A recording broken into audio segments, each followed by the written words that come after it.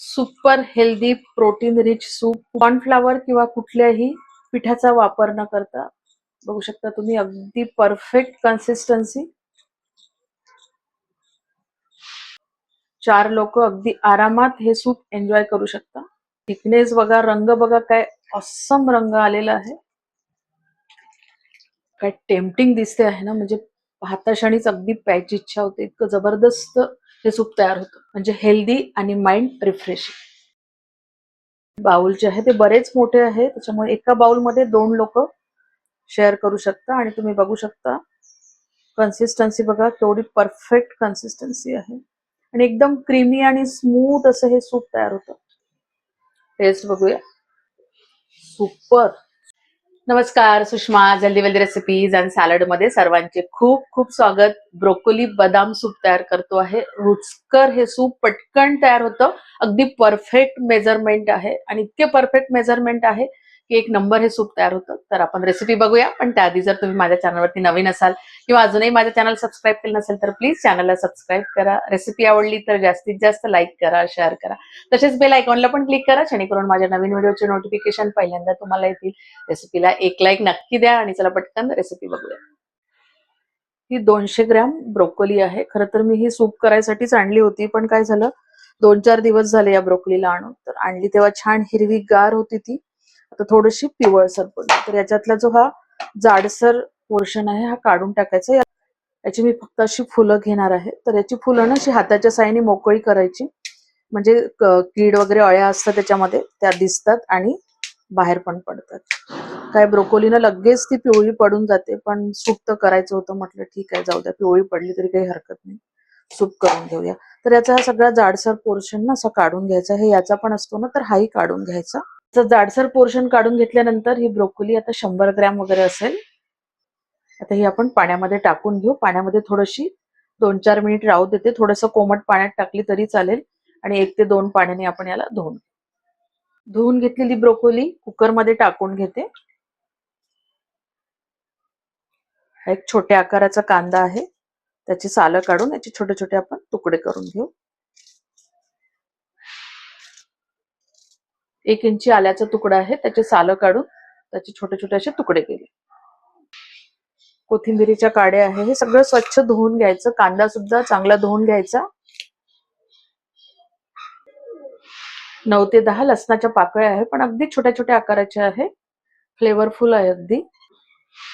6 मिरे घेऊन घेतलेले. त्याच्यामध्ये 1 ग्लास पाणी घालून घेऊ. अर्धा चमचा मीठ, त्याला थोडंसं हलवून घेऊ आणि कुकरचं झाकण लावून मीडियम फ्लेम वरती शिट्टी आपण काढून घेऊ. हे काम तुम्ही गंजात पण करू शकता, म्हणजे ह्या सगळ्या गोष्टी तुम्ही गंजात पण वाफवून घेऊ शकता, पण कुकरमध्ये कसं पटकन होतं. ब्रोकोली बदाम सूप करतो आहे, तर त्यासाठी मी रात्री ह्या 10 बदाम भिजत घातल्या होत्या आणि मस्त फुलल्या पण. आणि आता आपण त्याची सालं काढून घेऊ. तर बघा पटापट याची सालं निघतायत. तुम्हाला जर ब्रोकोली बदाम सूप नसेल करायचं ना, तर तुम्ही असंही नॉर्मल सूप करू शकता, बदाम नाही घातले तरी चालते. हीच एक पूर्वतयारी आहे तुमची. तुम्हाला जर ब्रोकोली बदाम सूप तयार करायचं असेल तर तुम्हाला हे बदाम भिजत घालावं लागेल. इथे मी कुकरच्या मीडियम फ्लेम वरती 3 शिट्ट्या काढून घेतल्या आणि कुकरला पूर्णपणे थंड होऊ द्यायचं, म्हणजे सेटल होऊ द्यायचं. खाली गंज ठेवून हे चाळणीत आपण ओतून घेऊ, म्हणजे हे लवकर थंड होईल. आणि हे खालचं पाणी फेकायचं नाही, आपल्याला वापरायचं आहे ते पाणी. हे बाजूला ठेवून देऊ आपण थंड करायसाठी. याला पूर्णपणे थंड होऊ द्यायचं. बदामाचे सालं काढून घेतल्यानंतर बदाम पाण्यातच राहू द्यायचे, पाण्याच्या बाहेर नाही ठेवायचे. आता हे बदाम मिक्सरच्या पॉटमध्ये घालून घेऊ. ही थंड झालेली ब्रोकोली आणि इतर साहित्य त्याच्यामध्ये टाकून घेऊ.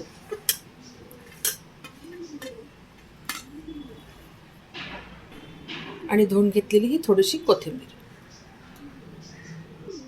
आणि पहिल्यांदा आपण हे मिक्सरला असंच फिरवून घेऊ, पाणी न घालता.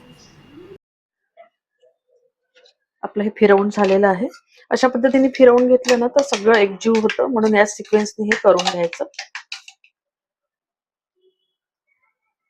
आणि आपण जी ब्रोकोली वाफवून घेतली होती ना, तेच पाणी आता थोडं थोडं याच्यामध्ये मी घालते. खूप जास्त घालायचं नाही, तर थोडं थोडं पाणी घालून आपल्याला हे फिरवायचं आहे आणि एक स्मूथ पेस्ट याची तयार करायची आहे. तर मी आता याच्यामध्ये थोडं थोडं पाणी घालत जाणार आणि हे फिरवत जाणार. इथे मी बॉईल करायच्या वेळेस जेवढं पाणी वापरलं होतं ना ते संपूर्ण पाणी याच्यामध्ये घालून घेतलं आणि तुम्ही बघू शकता रंग किती सुंदर आलेला आहे. आणि तुम्ही बघू शकता याचं टेक्स्चर इतकं सुपर आलेलं आहे की हे गाळून घ्यायची गरज नाही. तुम्हाला वाटलं तर तुम्ही गाळून घेऊ शकता, पण मी गाळणार नाही आहे. इतकं परफेक्ट हे आपण मिक्सरलाच फिरवून घेतलेलं आहे. ज्या कुकरमध्ये वाफवून घेतलं होतं ना तर त्याच्यामध्येच हे टाकून घेते, म्हणजे वेगवेगळं भांडे भरवायची गरज नाही. आणि तुम्ही बघू शकता कन्सिस्टन्सी त्या भांड्याला जे लागलं असतं ना त्याच्यामध्ये थोडंसं पाणी घालून घेऊया. आजूबाजूला लागलेलं सगळं व्यवस्थित काढून घ्यायचं. ते मिक्सरचं भांडं स्वच्छ करून घ्यायसाठी मी परत अर्धा ग्लास पाण्याचा वापर केला, म्हणजे इथे आपण 1.5 ग्लास पाणी वापरलेलं आहे. आणि बघा किती स्मूथ ही झालेलं आहे. तर ही कन्सिस्टन्सी जी आहे ते आपण ऍडजस्ट करू शकतो. सुरुवातीला मी अर्धा चमचा मीठ टाकलं होतं आणि आता अर्धा टाकून घेते. तुम्ही चवीनुसार घाला. आणि आता हे गॅसवरती ठेवून आपल्याला फक्त एक बॉईल येऊ द्यायचं आहे. सूप गॅसवर ठेवल्यानंतर थोड्या वेळ याला फिरवत राहायचं.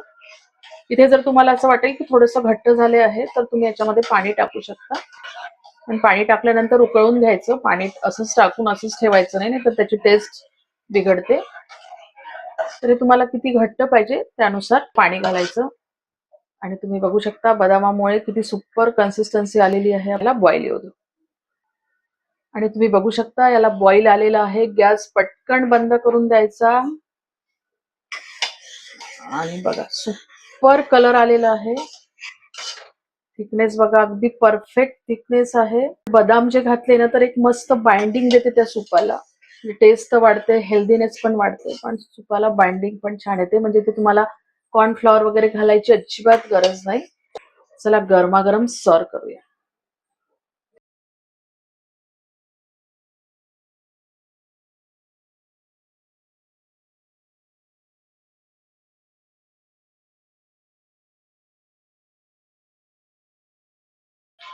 तुम्हाला वाटलं तर थोडेसे 2-4 थेंब तुम्ही याच्यामध्ये लिंबूचे पिळू शकता, पण त्याची गरज नाही. अशीच टेस्ट याची सुपर लागते. आणि तुम्ही हे सूप नक्की ट्राय करा. आवडले तर लाईक शेअर करायला विसरू नका. परत भेटूया अशाच एका छानशा रेसिपी सोबत. तोपर्यंत धन्यवाद.